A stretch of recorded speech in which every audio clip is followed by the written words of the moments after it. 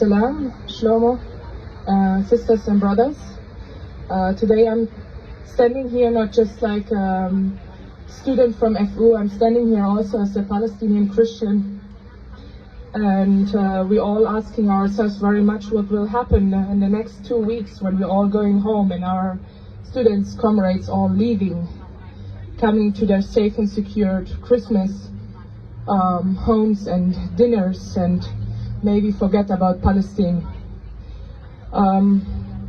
We will not be silent also over this time. We will take the chance, and even if it means to disturb our peaceful Christmas dinners, we will keep containing to explain our families, our beloved ones, what's happening in Palestine. So I want to read out a letter. Unfortunately, I had to edit one explicit sequence, and it was the number of that Palestinians passed away souls. It was issued on the 21st of October 2023. The death toll this time was estimated on 4,600 Palestinian souls. Today we reached 20,000. We as Palestinian Christians, we grieve and lament the renewed cycle of violence in our land. As we were about to publish these open letters, some of us lost dear friends and family members in atrocious Israeli bombardments. We watch with horror the way many Western governments and churches are offering unwavering support to Israel's war against the people of Palestine, while we recognize the numerous voices that have spoken and continue to speak for the cause of truth and justice in our land. We come alongside fellow humans in condemning all attacks on civilians, especially defenseless families and children. Yet, we are disturbed by the silence of many leaders and people when it is Palestinian civilians who are killed. We are horrified by the refusal of some Western to condemn the ongoing Israeli occupation of Palestine, and in some instances, their justification of and support for the occupation. Further, we are appalled by how some Christians have legitimized Israel's ongoing indiscriminate attacks on Gaza, which has so far claimed the lives of 20,000 Palestinians, the majority of whom are women and children. These attacks have resulted in the wholesale destruction of entire neighborhoods and forced the displacement of over 2 million. The Israeli military has utilized tactics that target civilians, such as the use of white phosphorus, the cutting off of water, fuel, electricity, and the bombardment of schools, hospitals, and places of worship.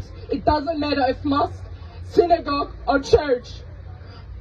And the bombardment of so many innocent lives. Moreover, we categorically reject the myopic and distorted Christian response that ignore the wider context and the root cause of this war, Israel's systematic oppression of the Palestinians over the last 75 years since the Nakba. The ongoing ethnic cleansing and the oppressive and racist military occupation that constitutes the crime of an apartheid.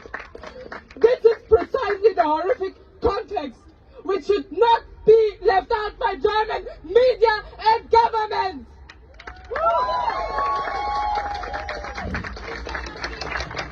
Moreover, Israel's cruel blockade of Gaza for the last 17 years has turned the 365 square kilometer strip into an open-air prison for more than 2 million Palestinians, 17% of whom already been displaced previously in the Nakba.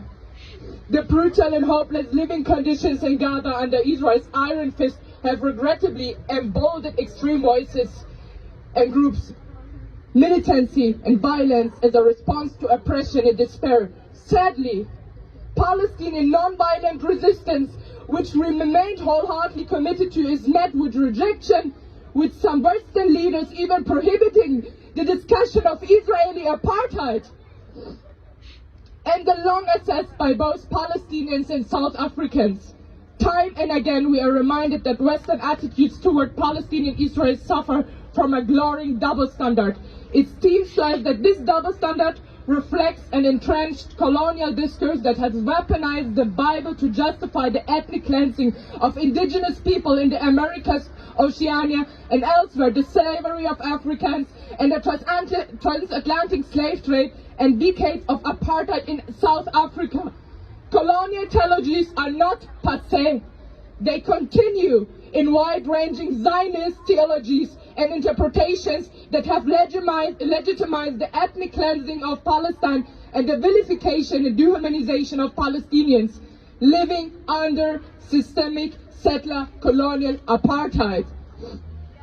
Regrettably, many Western across wide denominational and theological spectra adopt these Zionist theologies and interpretations that justify war, making them complicit in Israel's violence and oppression, and uncritical support for Israel against the Palestinians in the name of moral supremacy and self-defense.